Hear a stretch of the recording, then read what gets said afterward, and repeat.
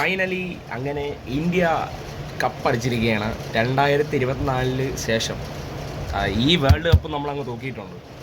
പൊളി പൊളി പൊളി. ശരിക്കും പറഞ്ഞാൽ ഇന്നലത്തെ കളി എങ്ങനെയുണ്ടെന്ന് കേട്ട് കഴിഞ്ഞാൽ, ഞാൻ ഇന്നലെ നമ്മളെ തിരുവനന്തപുരത്തുള്ള ഏരീസ് പ്ലസ് തിയേറ്ററിലാണ് ഞാൻ പോയി കണ്ടത്. ഫസ്റ്റ് തന്നെ എടുത്ത് പറയണം, നല്ലൊരു എക്സ്പീരിയൻസ് ആണ് അവിടെ കിട്ടിയത് കേട്ടോ. വലിയ സ്ക്രീനിൽ കളി, അത് നല്ലൊരു എക്സ്പീരിയൻസ് ആയിരുന്നു. ഓക്കെ, കളിയിലോട്ട് വരികയാണെങ്കിൽ ഇന്ത്യയുടെ ഒരു വൺ മാൻ ഷോ എന്ന് വേണമെങ്കിൽ പറയാം. സഞ്ജു നമ്മുടെ ചേട്ടൻ മുത്ത് വീണ്ടും ഞെട്ടിച്ചിരിക്കുകയാണ്. വെടിക്കെട്ട് ഇന്നിങ്സ്, അതുപോലെ തന്നെ ബോളിംഗ് ആയാലും ബാറ്റിംഗ് ആയാലും എല്ലാ രീതിയിലും നമ്മളങ്ങ് കളിച്ചിട്ടുണ്ട്. അതുപോലെ ഇന്ത്യ നല്ല ഇന്നിങ്സാണ് കാഴ്ചവെച്ചിട്ടുള്ളത്, ബാറ്റിങ്ങിലായാലും ബോളിങ്ങിലായാലും.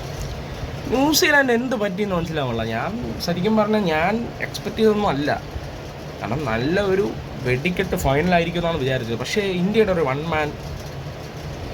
മാൻ ഷോ, ഇന്ത്യൻ ടീമിൻ്റെ ഒരു വൺ മാൻ ഷോയാണ് അഹമ്മദാബാദ് സ്റ്റേഡിയത്തിൽ നടന്നത്.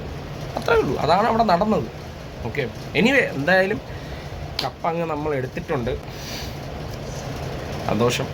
സഞ്ജു നമ്മുടെ മുത്ത് പ്ലെയർ ഓഫ് ദ മാച്ച് തൂക്കിയിട്ടുണ്ട്. അപ്പോൾ എന്തായാലും ഇനി IPL CSK കപ്പടിക്കണം എന്നാണ് ആഗ്രഹമുണ്ട്, CSK കപ്പടിക്കണമെന്ന്. അപ്പോൾ ശരി എന്നാൽ.